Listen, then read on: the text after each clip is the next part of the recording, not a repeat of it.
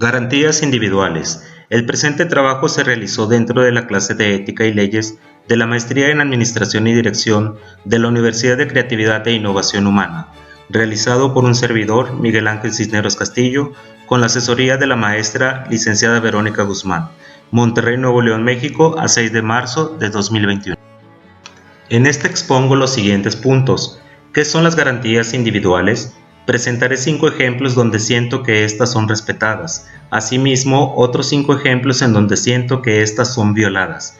Y finalmente, mis conclusiones personales. ¿Qué son las garantías individuales?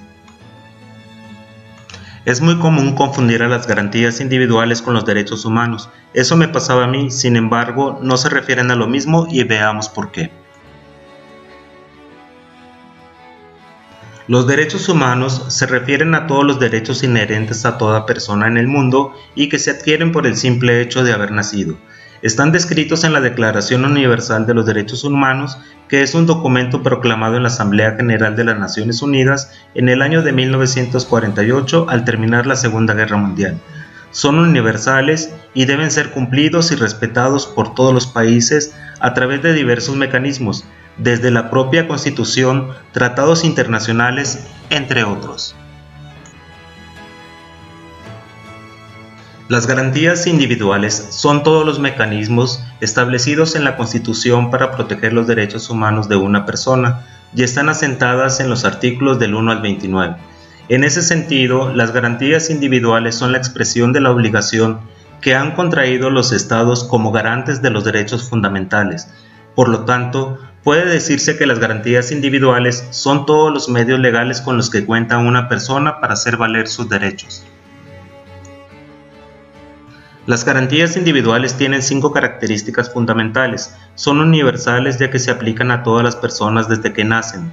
Son irrenunciables, nunca se puede renunciar a ellas. Son imprescriptibles, es decir, no se extinguen. Son inalienables, en otras palabras, no se pueden suprimir a las personas. Son limitativas del poder del Estado, el gobierno carece de poder sobre ellas, y todas están protegidas por el amparo constitucional, y en el caso de que un derecho humano no esté protegido por una garantía individual, se puede recurrir a un amparo para cumplir esta función. Las garantías individuales se dividen en 4 grandes categorías. Garantías de igualdad. Son todos los mecanismos que garantizan la eliminación de distinciones entre individuos. Todos somos iguales y estamos en la misma situación frente a la ley. Garantías de libertad. Son las garantías que aseguran que podamos actuar libremente en la sociedad. Garantías de propiedad. Se refieren a la protección de nuestro derecho de acceder a la tierra con fines productivos o de vivienda. Garantías de seguridad jurídica. Se refieren a la protección de privacidad y el debido proceso jurídico de las personas ante la ley. Ahora veamos 5 ejemplos en los que, de acuerdo a mi punto de vista, siento que estas son respetadas. Ejemplo número 1. En este ejemplo hago referencia al artículo 2, que resumiéndolo establece que la nación mexicana es única e indivisible. Además, define la obligación de las autoridades de promover, respetar, proteger y garantizar los derechos humanos de todas las personas en México. Sin embargo, hay un apartado que hace énfasis en la determinación del mecanismo para poder garantizar los derechos de los pueblos indígenas, y es sobre los pueblos indígenas y afromexicanos en donde siento que ha habido avance en el respeto a esta garantía, ya que en el año 2018 se creó el Instituto Nacional de los Pueblos Indígenas. Este instituto, basándose en su principio rector, no dejar a nadie atrás, no dejar a nadie fuera, el pasado 4 de enero de 2021 creó el Programa de Bienestar Integral de los Pueblos Indígenas, el cual plantea proyectos para el desarrollo económico y el acceso a los servicios básicos en este tipo de comunidades. Considero que es una acción que realmente está enfocada en cuidar y garantizar los derechos de los pueblos indígenas y afromexicanos, con objetivos y metas claras. Ojalá que existan más programas como este para otro tipo de comunidades que también están en situación vulnerable y que no necesariamente son indígenas o afromexicanos. Ejemplo número 2. En este ejemplo hago referencia al artículo 3, que establece el derecho que toda persona tiene a la educación, accediendo a la misma en forma gratuita a los niveles de preescolar, primaria, secundaria y media superior, pero quiero enfocarme en el inciso F del párrafo 2, que indica que el modelo educativo será inclusivo, al tomar en cuenta las diversas capacidades, circunstancias y necesidades de los educandos, haciendo ajustes de acceso y eliminar barreras para el aprendizaje y la participación. Yo he vivido de cerca los esfuerzos que ha hecho la Secretaría de Educación Pública por hacer respetar esta garantía y hacerla realidad.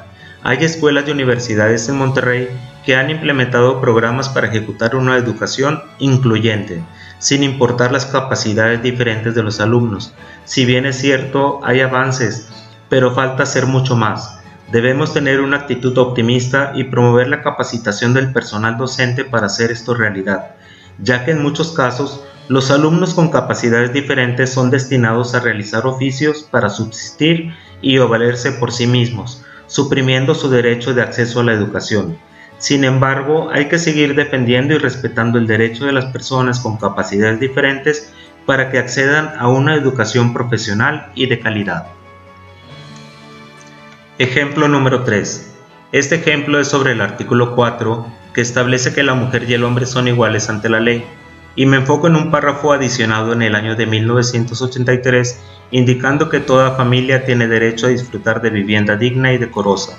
Expongo este ejemplo porque la ley del Instituto del Fondo Nacional de la Vivienda para los Trabajadores, mejor conocido como Infonavit, no había sido modificada desde su creación en el año de 1972, y el pasado 16 de diciembre de 2020 entró en vigor una reforma a dicha ley, con el objetivo de que haya más propietarios de vivienda en el país, buscando satisfacer todas las necesidades que se han detectado en los trabajadores, no solo adquirir un terreno, sino también ofrecerles la posibilidad de refinanciar una deuda hipotecaria bancaria o pagar pasivos de vivienda. Considero que este ejemplo de respeto a las garantías individuales es muy bueno porque después de 48 años de no actualizarse la ley, ahora ofrece más soluciones a los derechohabientes y eso detonará un efecto dominó en el ámbito inmobiliario y el de las instituciones financieras, y no dudo que generarán productos hipotecarios con costos y condiciones más competitivos. Todo trabajador tiene la libertad de elegir dónde comprar su casa y si no ejerce su crédito, su ahorro en la cuenta de vivienda se guarda y se le entrega cuando se jubile. Ejemplo número 4. En este ejemplo hago referencia al artículo 5, que establece que a ninguna persona podrá impedirse que se dedique a la profesión, industria, comercio o trabajo que le acomode, siempre y cuando sean lícitos. Expongo este ejemplo porque en décadas pasadas en México existía el estereotipo de que en función de tu género tenías que seleccionar tu profesión u oficio, sin importar si realmente lo querías. De hacer lo contrario eras blanco de críticas y burlas por parte de la sociedad. El respeto a esta garantía ha tenido un avance impresionante, rompiendo con todos esos estereotipos y paradigmas de antaño. Tenemos que seguir impulsando el respeto a esta garantía, determinando y dejando bien claro que tanto hombres como mujeres estamos en igualdad de condiciones para elegir la profesión u oficio en función de nuestra vocación, compitiendo sanamente para crecer laboral y personalmente. Las empresas mexicanas deberían hacer lo propio en brindar oportunidades de igualdad, y las familias mexicanas deben dejar de influir en la decisión de sus hijos en la elección de su profesión u oficio. Ejemplo número 5. Este ejemplo es con referencia al artículo 16 que establece que nadie puede ser molestado en su persona, familia o patrimonio, pero en este caso me enfocaré en un párrafo que se incluyó en el año 2009 que otorga la garantía de derecho a la protección de nuestros datos personales, al acceso, rectificación y cancelación de estos, así como a manifestar nuestra oposición de su uso en los términos que fije la ley.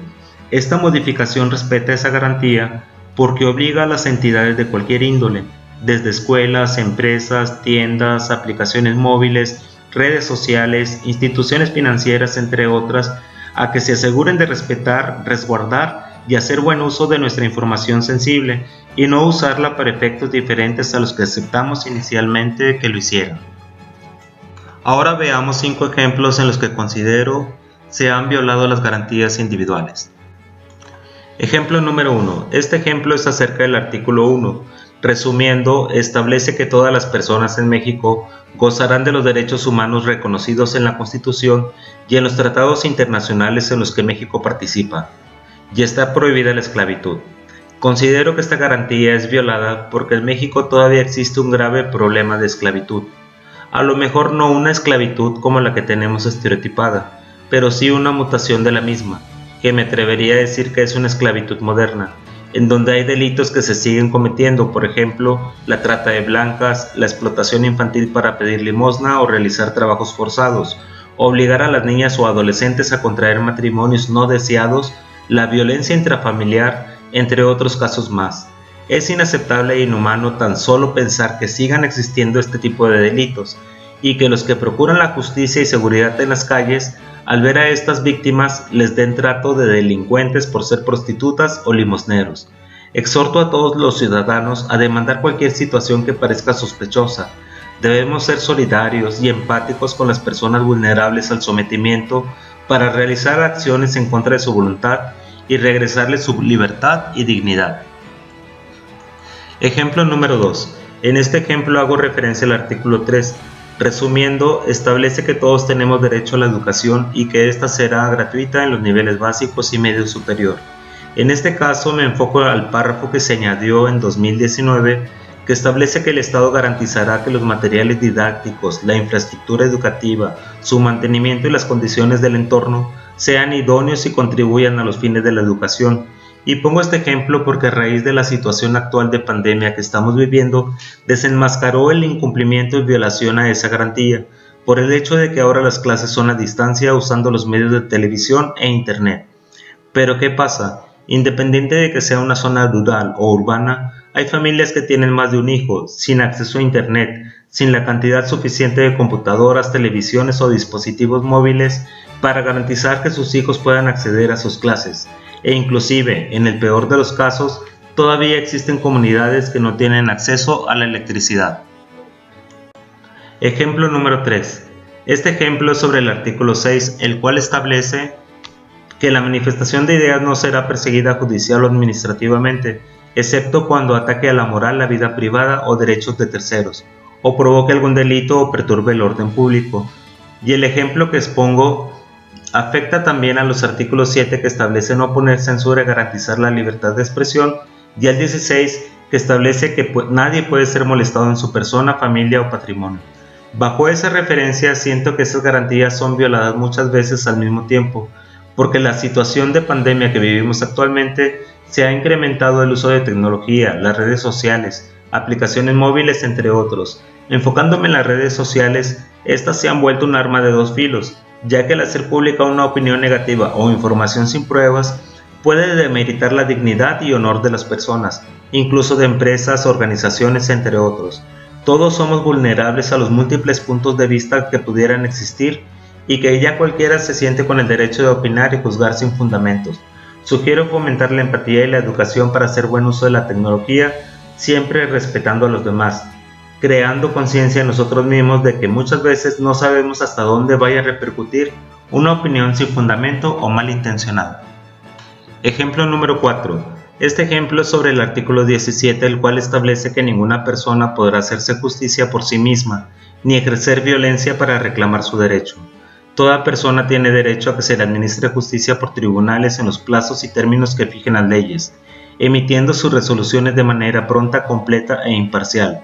Sin embargo, en México hay lugares en los que la población ha perdido la confianza en los encargados de procurar justicia y seguridad y han optado por obtenerla por su propia mano.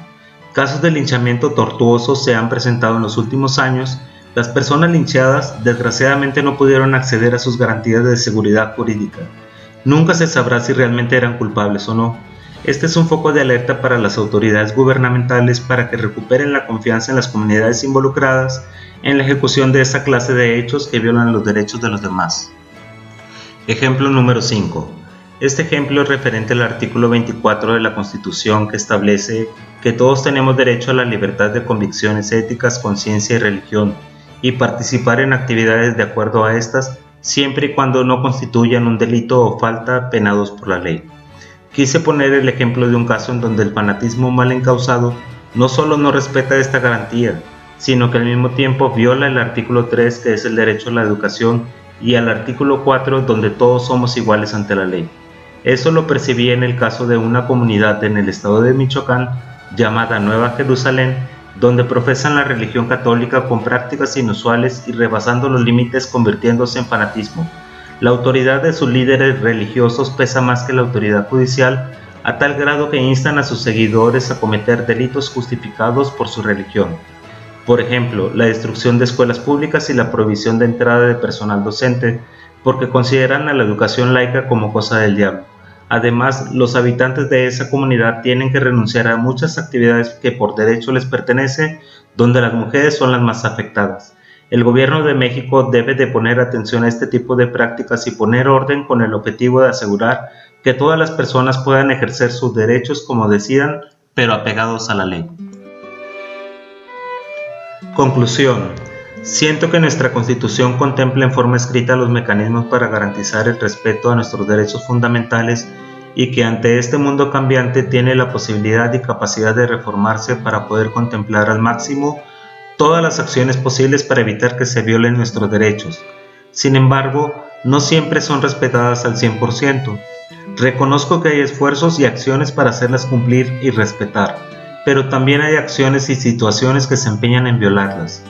Considero de gran importancia que el gobierno debe promover en toda la población de México todas las garantías individuales, no nada más los artículos 1, 3 y 27 que son los típicos que enseñan en la educación básica, asegurando que se conozca el detalle del resto, así como las reformas a las mismas y que sean parte de nuestras acciones en la vida cotidiana. Solo así pudiéramos decir que estamos yendo por el camino correcto para ser realmente una nación libre y soberana.